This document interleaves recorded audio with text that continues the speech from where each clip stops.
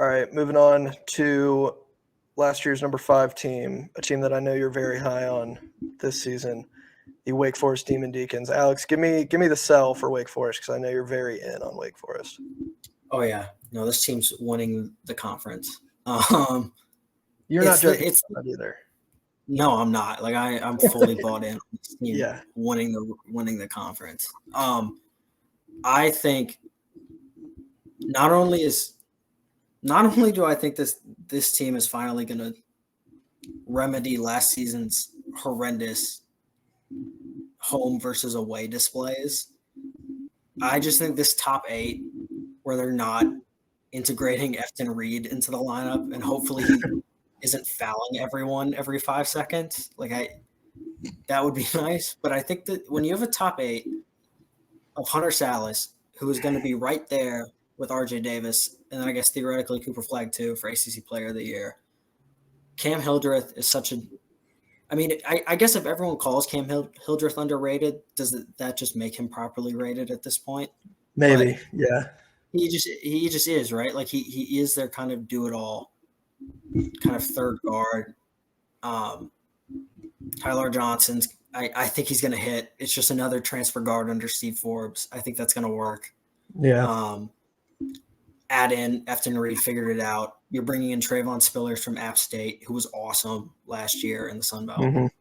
Parker Friedrichsen's going to be great. Juke Harris, people have been saying great things. I know Rothstein had a tweet out too. He did his whole remember the name bit.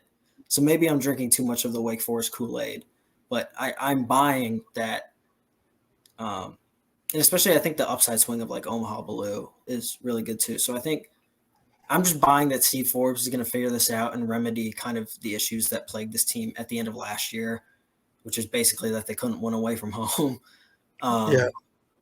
And so, again, I know we talked about this on the Two Pointers podcast with Trevor Everett, which I don't know when that's coming out, but I do think Wake Forest kind of title campaign hinges on there's this late January stretch where they play Duke and Carolina back-to-back, and I think that probably decides the ACC regular season champ. And I would bet they're both played at the Joel, and I would bet that Wake probably ends up doing that because this offense is going to rock, and I think the defense should get better.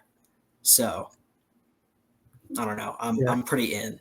You've definitely sold me. Like, I think Wake Forest is a lock to make the tournament. That's where I'm at on this team, and I think definitely – in my mind, a top 3 team in the ACC for sure. I don't know about win the conference. I haven't quite had the Kool-Aid to the same degree that you have.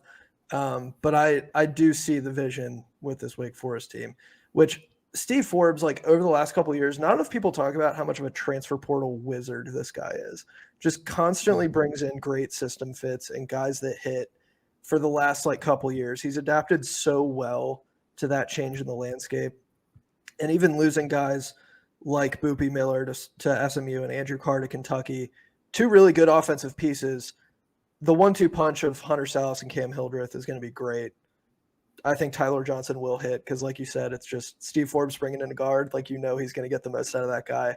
And, the front court will definitely be interesting, but I'm glad you shouted out Omaha Billieu, former 5-star, who didn't quite – hit to the degree that I think a lot of people expected at Iowa State. But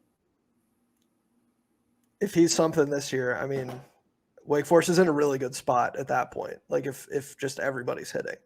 And Tre'Von Spillers, 12-8 at App State last year, just a solid addition. I'm very sold on Wake Forest. Hunter Sallis is a dog. I'm a big Hunter Sallis fan. He was always kind of the victim of just a crowded backcourt rotation at Gonzaga. So it's really cool to see him just be awesome. He had 18 points a game last year, and he'll probably bump that up to 20. So Wake Forest. This is a Wake Forest podcast.